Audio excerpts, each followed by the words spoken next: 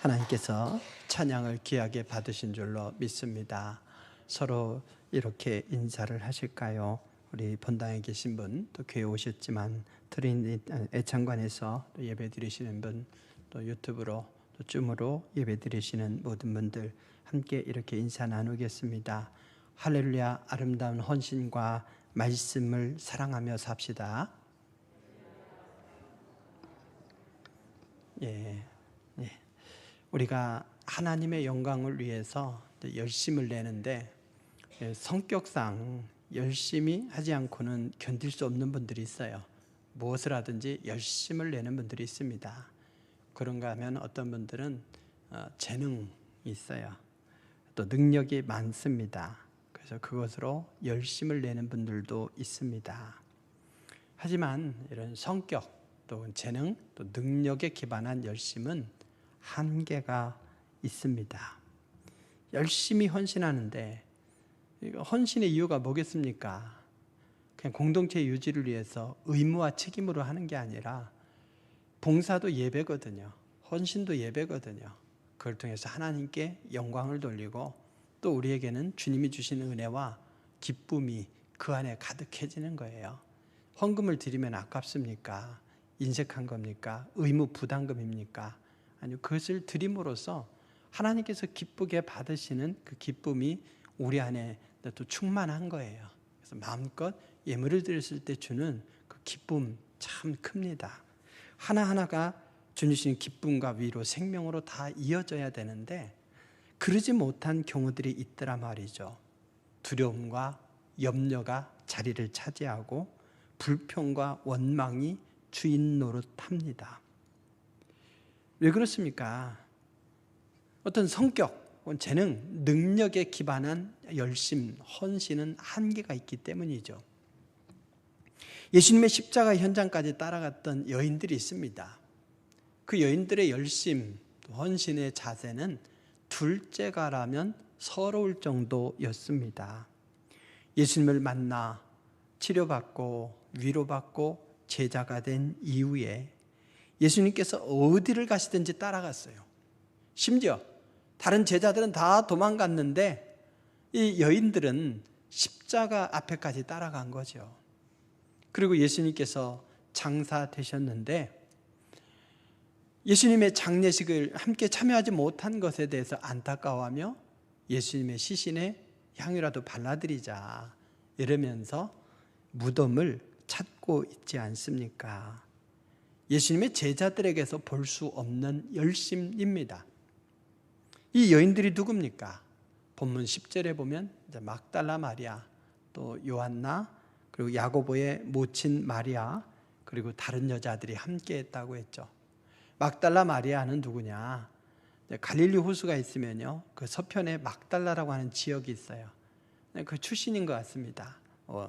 전라도 내려가니까 전라도에서 교인들이 자꾸 뭐 보성떡, 벌교떡 뭐 이러더라고요. 도대체 무슨 떡이 이런 떡이 있나 싶었는데 보성에서 시집온 그 집사님을 보성댁, 또 벌교에서 시집온 분을 보성댁 뭐 이렇게 부르는데 전라도 사투리로 떡떡 이러시는 거예요. 그 지역 출신을 이야기하는 거죠. 그래서 아리마대 요셉, 이러면 아리마대 지역 출신 요셉 이것처럼 막달라 마리아 역시 막달라 지역의 출신인 마리아인데 그가 이제 7 귀신이 들렸는데 예수님으로부터 치료받았단 말이죠. 그리고 예수님을 따라다니며 헌신했습니다. 그래서 네 복음서에 예수님의 부활에 대한 말씀이 나오는데 부활의 증인들이 조금씩 달라요. 공통적으로 나오는 사람은 이 막달라 마리아입니다. 초대교회에서 그의 영향력은 어느 정도냐 했을 때 베드로의 버금가는 사람으로 이렇게 보고 있습니다. 이 교회사 쪽으로 보면. 그리고 요한나, 그럼 누굽니까? 헤롯의 청지기 구사의 아내라고 그랬어요. 헤롯의 청지기인 구사. 청지기란 말은 그냥 노예라기보다는 아마 좀 참모 역할을 했겠죠. 핵심 참모 역할. 그의 아내 구사의 아내라고 했으니까 남편은 굉장한 고위직인데 그 아내는 가정이 있음에도 불구하고 예수님을 따라다니고 있는 거죠. 그리고 야고보의 모친 마리아와 그리고 여러 여인이 함께 이 무덤을 찾아왔습니다. 이 무덤을 찾아온 이 여인들의 마음은 지금 어떤 마음일까요?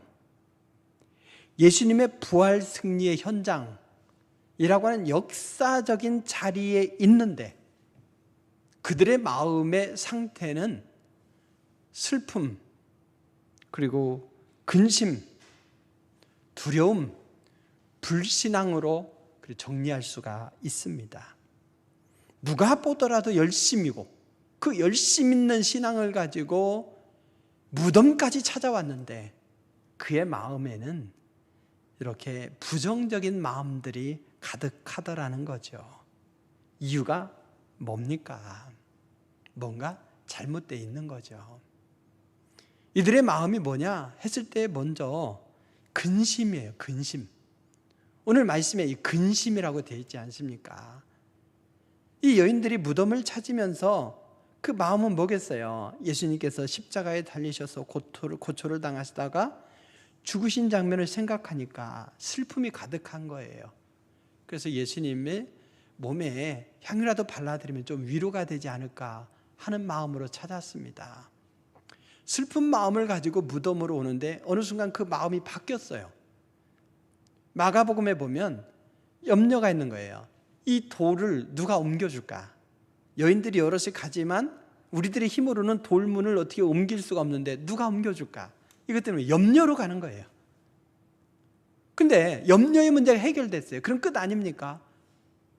돌문이 열려 있는데 들어가 보니 예수님의 시신이 없는 거예요. 그래서 오늘 이로 인하여 근심할 때에 이랬어요.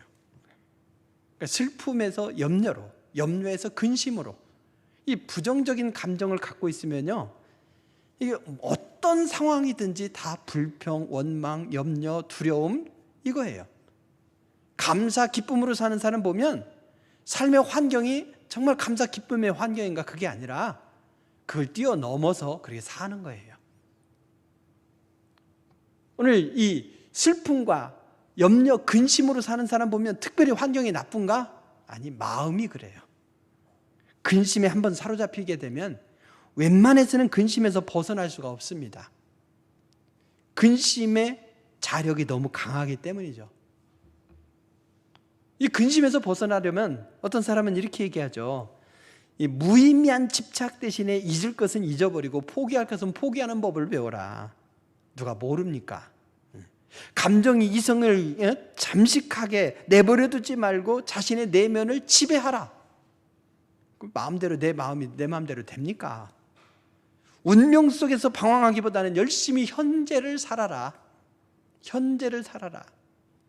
그게 마음대로 됩니까? 인정받으려는 욕구를 버리고 평상심으로 자신을 사랑하라.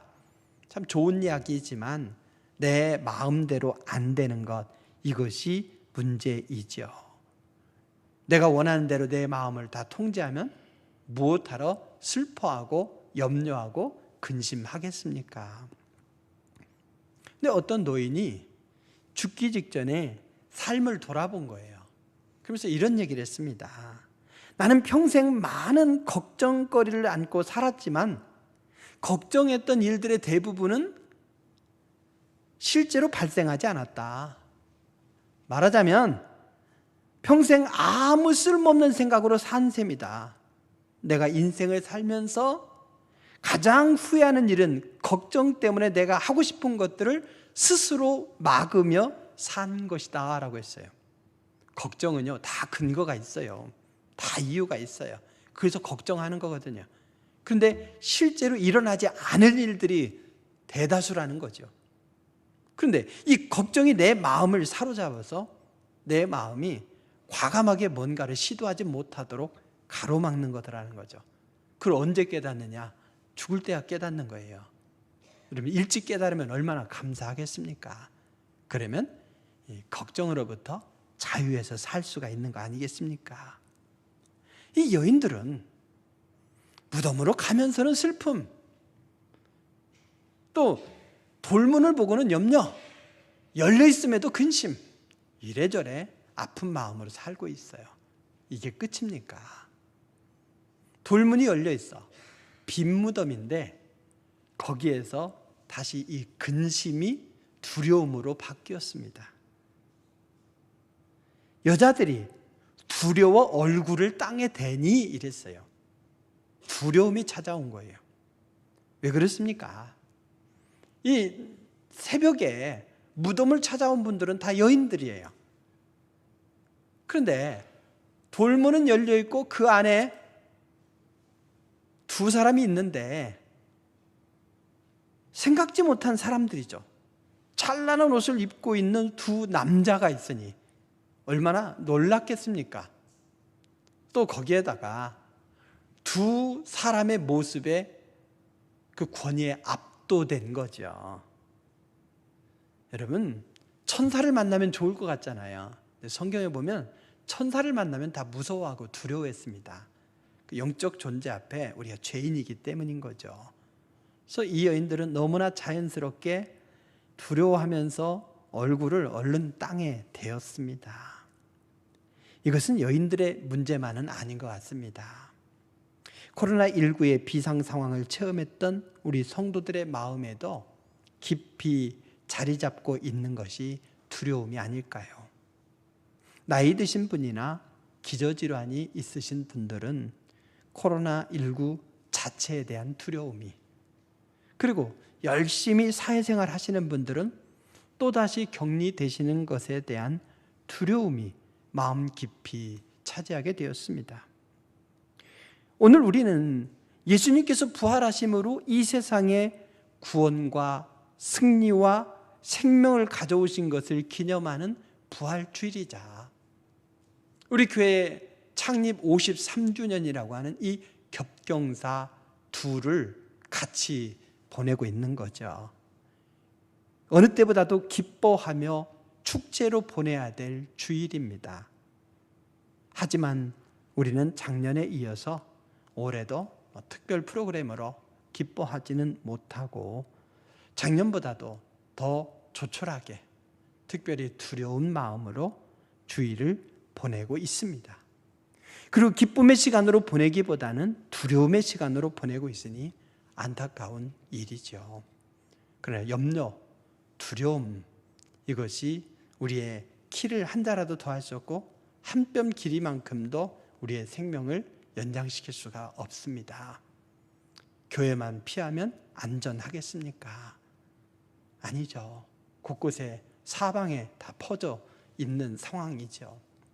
더욱이 우리가 예배 중에만이 아니라 예배를 마치고 서로 대화를 하고 접촉하는 부분을 더 조심해야 된다는 것을 보게 되었습니다. 이미 말씀드린 것처럼 무증상 상태에서 다녀가는 것, 이것은 어쩔 수 없는데 그렇다고 해서 교회가 다 격리되는 건 아니에요. 다 자가격리되고 교회가 폐쇄되는 것은 아닙니다. 뭐냐? 무증상이 아니더라고요. 이렇게 살펴보니까 나름 미각, 입맛을 잃거나 뭔가 몸이 뻐근하거나 이런 전초 증상들이 있어요. 근데 뭐 별거 아니겠지. 조금 쉬면 괜찮겠지. 또 다른 이유겠지. 이게 이제 그 문제죠. 그래서 여러분들이 그런 상태에서 조심하고 그런 상태를 서로 배려하면 됩니다.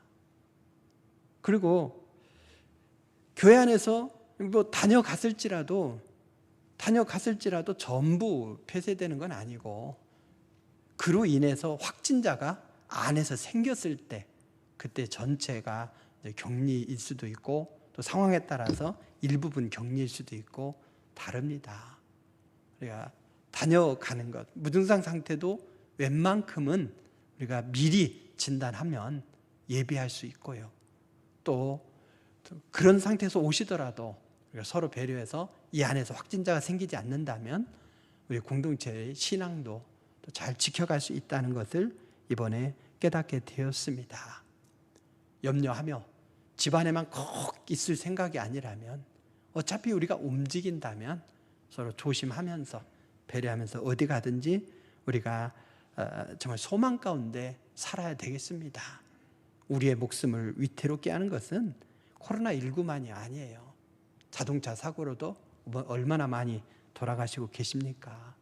또 각종 다른 전염병으로도 많은 생명을 잃고 있습니다. 중요한 건 뭐냐? 내가 염려, 근심, 걱정하지 않을 환경이 아니라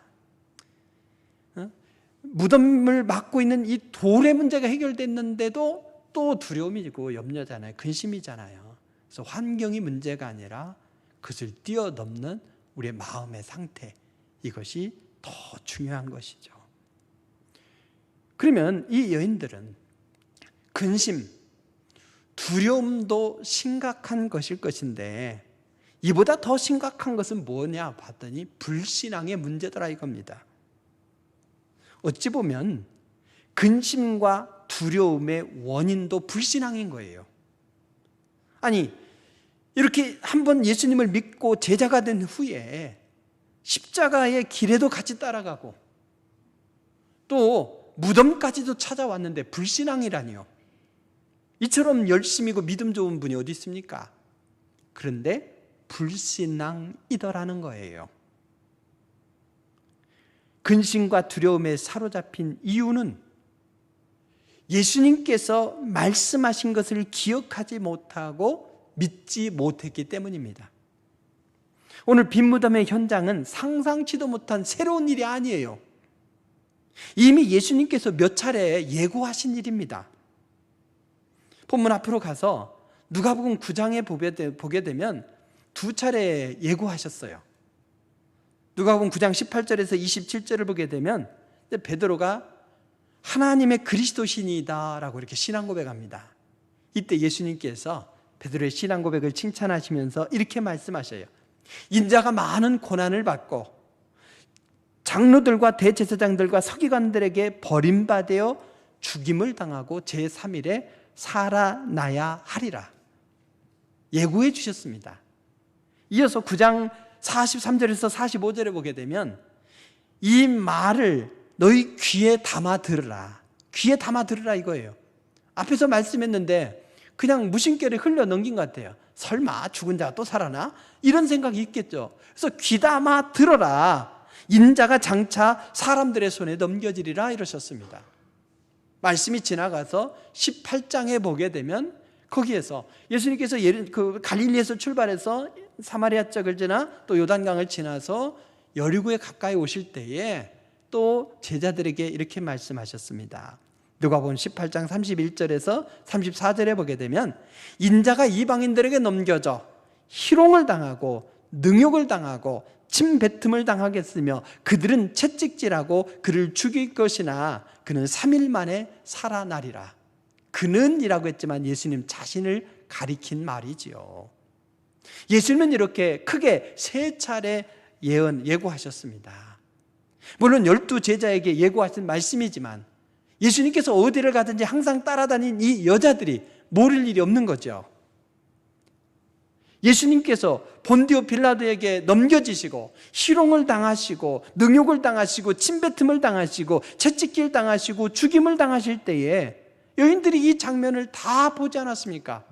다른 제자들은 도망가도 이 여인들은 그 현장을 다 봤어요. 봤으면 예수님께서 몇 차례 예고하셨는데 예고하신 대로 일이 이루어지고 있구나. 자연스럽게 그렇게 생각할 수 있는 거 아니겠습니까? 그러면 생각을 더 확장시켜서 이렇게 능욕을 당하시고 죽임 당하심으로 끝이 아니라 그는 제3일에 살아나시리라고 하신 이 말씀도 이루어질 것으로 믿었어야 되는 거죠. 그런데 이 여인들은 그저 슬퍼했습니다. 혹시나 하는 마음으로 찾은 것도 아니고 시신의 향품을 발라드리려고 찾아온 거였죠. 말씀은 듣긴 들었으나 설교 말씀을 듣긴 들었어요. 어디를 가나 따라다녀요. 헌신해요. 그러나 실제 이 마음은 말씀 따로 우리 마음 따로 불신앙의 상태였던 겁니다. 그러니 이 여인들이 무덤이 비어 있는 것을 보고도 예수님의 부활은 생각하지 못하고 예수님의 시신이 어디 갔지? 이러면서 근심했고 다른 두 남자가 있으니 두려워했던 거죠. 이것을 가리켜서 뭐라고 말하냐? 난 놓고 기억자도 모르고 지게 놓고 A자도 모르고 공 놓고 O자도 모른다, 이렇게 얘기하는 겁니다. 예수님께서 순환과 부활을 예고하셨음에도 불구하고 빈 무덤을 보고도 예수님의 부활까지 생각이 미치지 못했어요. 이런 때 하는 말이 뭐예요? 예수님께서 귀에 담아 들으라 했지만 이들은 귓등으로 들었다, 이거죠. 예수님께서 하시는 말씀을 귀담아 듣지 않고 귀로 흘려 들은 거예요. 그러니 역사적인 순간에 서 있으면서도 예수님께서 부활하신 것을 알아차리지 못했어요. 말씀이 그대로 이루어질 것을 믿지 못했으니 불신앙인 거죠. 그러니 평안 대신에 염려, 그리고 근심, 두려움이 그의 마음을 차지하고 있었던 겁니다. 사랑하는 성도 여러분, 예수님은 이미 순환당하시고 부활하실 것을 여러 차례 말씀하셨습니다. 하지만 예수님께서 예고하신 말씀 그대로 일어났을 때에는 여인들이 예수님께서 하신 말씀을 기억하지 못했어요. 이들은 슬픈 마음으로 무덤을 찾았고 돌문을 누가 열어줄까 염려했고 정작 열려있음에도 불구하고 기뻐하지 못하고 오히려 시신이 없는 것을 보고 근심했고 천사를 보고 두려워했습니다. 역사적인 순간 그 자리에 있으면서도 기쁨커녕 슬픔, 근심, 두려움, 불신앙의 분위기에 있었던 거죠. 이것이 어찌 남의 일이겠습니까? 우리 역시 이런 모습이 아닙니까? 예수님의 부활의 소식을, 그 기쁜 소식을 나누는 지금 이 순간에도 우리가 정말 예수님의 부활을 믿습니까? 예수님께서는 친히 예수님께서 부활하실 것을 예고하셨습니다. 그리고 빈 무덤이 예수님의 부활의 증거를 보여줍니다. 또 수많은 부활의 증인이 있습니다. 그 부활이 있었기 때문에 오늘까지 이 기독교가 존재하는 것입니다. 그렇다면 우리는 이 확실한 약속의 말씀을 기억하고 믿어야 되죠. 정말 믿습니까? 우리가 예수님의 부활의 말씀과 그 소식을 믿고 있는지 여부는 우리의 마음의 상태가 지금 이 여인들처럼 슬픔과 염려 그리고 근심과 두려움의 상태인지, 아니면 슬픔 대신에 기쁨이, 그리고 염려와 근심 대신에 평안이, 두려움 대신에 용기가, 그러면서 참된 믿음이 우리의 마음을 차지하고 있는지를 봐야 됩니다.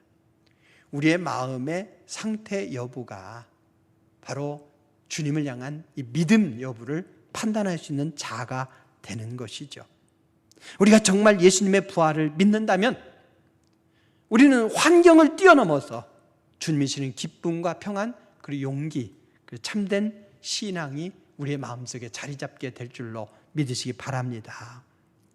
사랑하는 성도 여러분, 언제 이 여인들이 그러면 이런 슬픔, 또 근심, 두려움, 불신앙에서 바뀌었습니까? 8절 말씀에서 달라진 거예요. 천사들이 갈릴리에 계실 때에 너희에게 어떻게 말씀하셨는지를 기억하라 그랬어요. 그럼 5만 가지 생각이 들겠죠. 갈릴리에서 말씀하셨던 것이 한두 가지입니까? 어떤 말씀을 기억하라는 거지? 막 생각을 해볼 거 아니에요. 여러분들에게 지금 제가 말씀드린 이 설교를 기억해 보십시오. 기억납니까? 벌써 한 80% 이상은 다 잊어버렸죠. 지금 질문할까 봐 눈을 마주치는 분은 좀 두렵죠. 그런데 어떻게 갈릴리에서 말씀하신 것을 떠올리겠습니까? 근데 천사가 친절하게 힌트까지 주는 거예요. 이렇게 얘기합니다. 예수님께서 이르시기를 인자가 죄인의 손에 넘겨져 십자가에 못 박히고 제3일에 살아나야 하리라 하셨느니라. 이 말씀하시면 여인들이 일부는 생각이 안 날 수도 있어요. 생각난 분들은 그래 맞아 그 말씀이었지 이러고, 생각 안 나는 분도 맞아 그거 생각나요. 생각나는 척 할 수도 있는 거죠. 천사가 참 친절하게 배려를 해 주었습니다. 상기시켜 주었을 때에 8절 말씀에 어떻습니까? 이 여인들이 천사의 힌트를 듣고 예수의 말씀을 기억하고 라고 했습니다. 그들은 예수님께서 예고하셨던 말씀을 기억했습니다. 예수님께서 예고하신 말씀은 전혀 새로운 말씀이 아닙니다. 처음 듣는 말씀이 아닙니다. 여인들이 이미 알고 있었던 말씀이에요. 문제는 뭡니까? 이 역사적인 현장에서 그 말씀을 기억하지 못한 거죠. 우리가 이미 말씀을 알고 있는 것과 이 말씀을 필요한 상황에서 기억해내는 것, 그리고 그 말씀대로 살아내는 것은 좀 차원이 다릅니다. 이왕이면 우리가 말씀을 알고 그 말씀을 기억하고 또 그 말씀대로 살아내는 그런 역사가 있길 바랍니다. 여인들이 이 말씀을 기억한 것으로 달라졌어요. 여인들은 천사의 말을 들으면서 예수님께서 순환을 예고하셨을 뿐만 아니라 부활도 예고하셨지. 그건 인간적인 생각으로 도무지 불가능한 일이지만 예수님이 말씀하셨지. 이러면서 그 부활을 믿게 되었습니다. 그들이 향품을 가지고 무덤을 찾아올 때는 슬픔에 사로잡혔고, 무덤이 가까워지자 돌문 때문에 염려하였고, 돌문이 열려 있는 걸 보자 근심했고, 거기 두 사람이 있는 걸 보자 두려워했고, 그 모든 것이 불신앙의 상태였는데 그들이 예수님이 말씀하신 것을 기억하니 달라졌습니다. 아직 부활하신 예수님을 만나지는 못했지만 말씀을 기억하면서 이미 달라졌어요. 슬픔 대신에 기쁨이, 염려와 근심 대신에 평안이, 두려움 대신에 용기가, 그리고 불신앙 대신에 참 신앙이 그의 마음을 차지하게 된 거죠. 얼마나 놀라운 변화입니까? 여러분, 말씀, 성경 말씀, 예수님께서 하신 말씀을 기억하기만 해도 이렇게 놀랍게 달라지는 걸 믿으시기 바랍니다. 이 여인들은 변화에서 그치지 않았어요. 다른 복음서에 있는 말씀을 보게 되면 천사가 이 여인들에게, 또는 예수님께서 여인들에게 나타나셔서 가서 제자들에게 전해라 명령하는 장면이 나오지만 누가복음에서는 그 명령이 안 나옵니다. 누가 시키지도 않았는데 자발적으로 가서 여전히 두려움에 떨고 있는 제자들에게 예수님 부활의 사실을 증거했습니다. 전하지 않고는 견딜 수 없는 뜨거운 마음이 있는 거죠.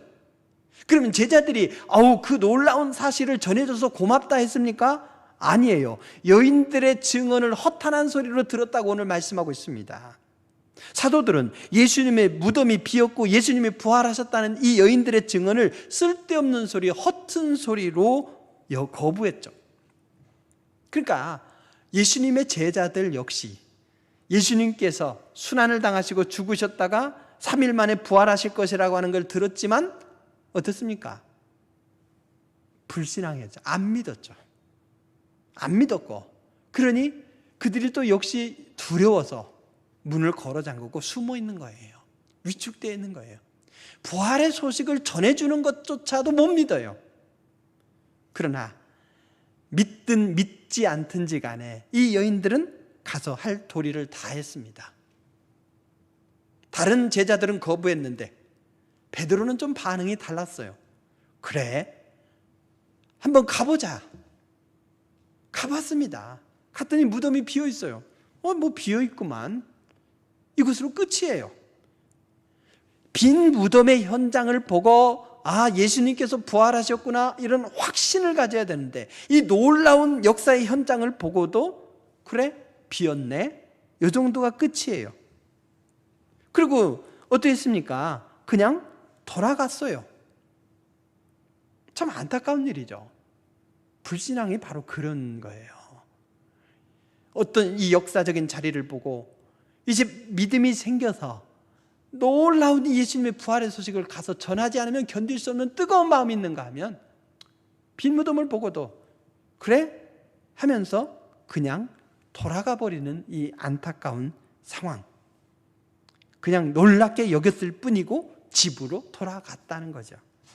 안 믿어지지만 그냥 여인들이 말하니까 그냥 반응을 좀 해준 거예요. 그래? 놀랍네? 그러나 예수님의 부활이 안 믿어지는 거예요. 그래서 그냥 집으로 돌아가는 것. 부활의 증언을 믿지 않고 빈 무덤을 보고는 놀라고 그것으로 그쳐버린 제자들은 어떻게 되었습니까? 오늘 본문 말씀에 이어지는 이 말씀을 보게 되면 엠마오로 가는 두 제자에게 예수님께서 나타나셨습니다. 그리고 그 제자들과 대화를 나누는 중에 예수님께서 이렇게 책망하셔요.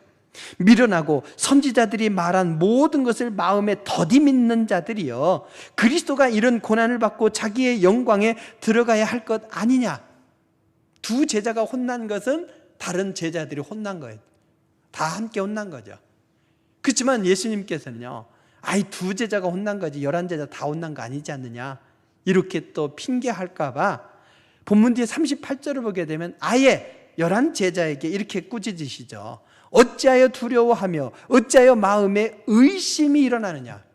두려움과 불신앙, 이걸 지적하며 책망해 주시는 것이죠. 그렇다면 우리는 어떤 자세로 부활절을 맞이하고 소망으로 살아야 되겠습니까? 우리가 그저 주님을 오래 따라다닌다고 해서, 이 여인들처럼 제자들처럼 오래 따라다닌다고 해서 저절로 우리의 믿음이 견고해지는 건 아니에요. 이들 보면 알 수 있지 않습니까? 내가 신앙생활 수십 년 했는데 나의 직분이 뭔데, 이것과 믿음은 하등에 상관없습니다. 삶의 차원도 상관없습니다. 중요한 건 뭡니까? 오늘 두 가지를 보여줘요. 하나는 뭐냐? 이거예요. 이 여인들이 그래도 변화될 수 있었던 이유는 뭐겠습니까? 그들의 마음이 슬픔이 가득합니다. 혹시 또 로마 군인들이 해코지할지도 모릅니다. 그러나 이 두려움, 또 슬픔, 이 모든 걸 딛고 무덤을 찾지 않았습니까? 부활에 대한 소망이 없어도 일단은 무덤을 찾았어요. 그가 예수님을 믿으면서 따라왔던 그 열심과 충성, 이 연장선으로 무덤을 찾았던 것이죠. 향품을 들고 예수님이 묻혀있는 이 무덤을 찾아오는 열심, 이것이 중요합니다.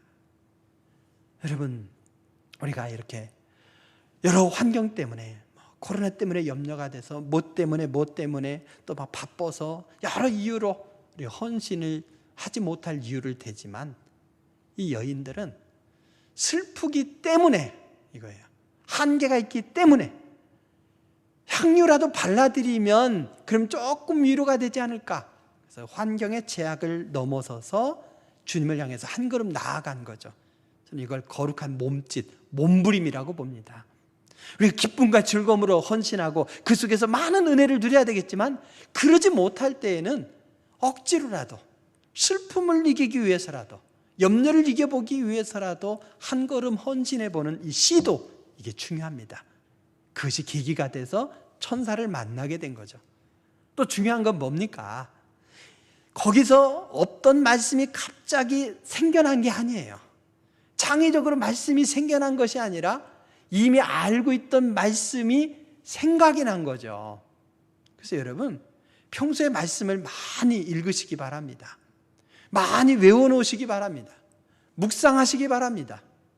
때로는요, 그 말씀이 송이꿀과 같이 너무 달게 느껴질 거예요. 안 읽고는 견딜 수가 없을 거예요. 그때 많이 읽으십시오. 때로는 모래알 씹는 것 같이 정말 말씀을 읽어도 이해한 데가 어렵고 정말 읽기 싫은 때도 있을 거예요. 이디오피아 내시도 이디오피아로 돌아가는 여정에서 수레에서 말씀을 읽어요. 근데 읽어도 이해가 안 되는데 읽었어요. 그렇게라도 읽으시기 바랍니다. 밥맛이 좋으면 살맛이 나잖아요. 모래알 씹는 것 같으면 안 먹어요? 먹어야 회복이 되잖아요. 그래서 여러분, 평소에 말씀을 많이 읽으시기 바랍니다. 그랬을 때 어느 한순간, 결정적인 순간에 말씀이 어떻게 돼요? 이전에 먹었던 말씀이 떠오르게 되죠. 기억이 나게 되죠. 그러면서 이 여인처럼 달라질 수가 있는 겁니다. 빈 무덤을 보고도 말씀을 적용시키지 못했을지라도 이미 그들의 머리에는 말씀이 있었습니다. 그것을 어느 후보처럼 거기에 땅이 있다는 것을 인식하지 못했다, 염두에 두지 않고 살았다, 뭐 이런 얘기하죠. 그것처럼 우리가 말씀을 알고 있었고 읽었는데 그것을 인식하지 못하고 있었을지라도 어느 순간에 천사가 또 성령께서 감동으로 그 말씀을 떠오르게 해주시고 깨닫게 해주심으로써 우리 결정적인 삶의 변화를 도모할 수 있는 것이죠. 여러분, 이 여인들을 둘러싸고 있는 환경은 똑같습니다. 부활의 예수님을 만난 것도 아닙니다. 그런데 말씀을 기억하기 이전에는 슬픔과 염려, 그리고 근심, 두려움, 불신앙이었다면 이미 읽었던 예수님으로부터 들었던 말씀을 생각해냈을 때에는 그들이 어땠습니까? 슬픔 대신에 기쁨이, 염려와 근심 대신에 평안이, 두려움 대신에 용기가, 또 불신앙 대신에 참된 신앙이 되어서 부활의 현장의 이 기쁨과 기적이 온몸으로 느껴지고 누군가에게 가서 전하지 않고는 견딜 수 없는 상태가 된 것이죠. 무슨 환경 때문에 이것이 중요한 것이 아닙니다. 우리가 부활의 현장을 찾은 이 여인들이나 여인들로부터 부활의 소식을 들은 제자들처럼 슬픔이나 근심, 두려움이나 불신앙의 상태에 머물러 있는다면 주님은 마음 아파하실 겁니다. 어떻게 해야 이런 상태로부터 벗어나느냐? 우리를 둘러싸고 있는 환경의 한계를 뛰어넘어서 주님을 사랑하며 헌신의 삶을 살아내시기 바랍니다. 그러면서 평소 주님께서 주신 말씀을 가까이 하면서 그 말씀을 읽고 묵상하고 암송하며 사시기 바랍니다. 이것이 융합작용을 일으켜서 어느 한순간에 삶의 놀라운 변화를 가져올 것입니다. 슬픔 대신에 기쁨으로, 근심 대신에 평안으로, 두려움 대신에 용기로, 불신앙 대신에 참된 신앙으로 변화되는 경험을 하게 되리라 믿습니다. 그리하여 적극적으로 예수님 부활의 사실을 증언하는 사명자가 되리라 믿습니다. 기도하시겠습니다. 귀하신 아버지 하나님, 우리가 마음껏 예배드리지 못하고 마음껏 기뻐하지 못하는 이런 환경이지만 이런 환경에 눌려서 위축되어 살지 않게 하여 주시옵소서. 이 여인들이 같은 환경이라 할지라도 주님의 말씀을 기억하지 못했을 때에는 슬픔과 염려, 근심, 두려움, 불신앙의 상태였다면 우리 또한 이런 상태에서 벗어나기를 원하옵나이다. 우리가 주님의 말씀을 기억하며 그 말씀대로 살기를 원하옵나이다. 우리 안에 그 말씀을 적용시켜서 정말 우리 모두가 주님이 주시는 참된 은혜와 능력의 삶을 살게 하여 주시옵소서. 슬픔 대신에 기쁨이 우리의 마음을 차지하게 하여 주시옵소서. 염려와 근심 대신에 주님이 주시는 평안이 가득하게 하여 주시옵소서. 두려움 대신에 용기가 가득하게 하시고 참된 신앙에서 오는 주님의 위로, 아름다운 사명, 정말 충만한 우리의 삶이 되기를 원하오니 도와 주시옵소서. 어디를 가나 함께 하시는 주님을 믿사오며 예수님의 이름으로 기도드립니다. 아멘.